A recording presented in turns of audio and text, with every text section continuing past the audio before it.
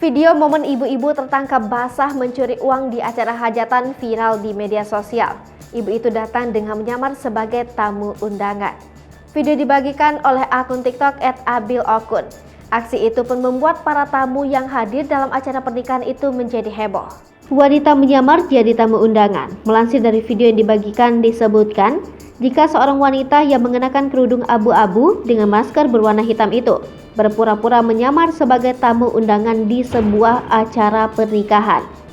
Kemudian wanita tersebut dikatakan tertangkap basah saat mengambil uang di dalam tas milik tuan rumah pengantin. Waspada, komplotan ibu-ibu pencuri di tengah orang punya hajat. Tulis keterangan unggahan. Dibawa ke pihak berwajib. Setelah kedapatan mengambil uang, pihak keluarga pun menyadari jika wanita tersebut bukanlah salah satu dari anggota keluarga pengantin. Sontak para tamu undangan pun langsung berkerumun untuk melihat wanita yang menyamar tersebut.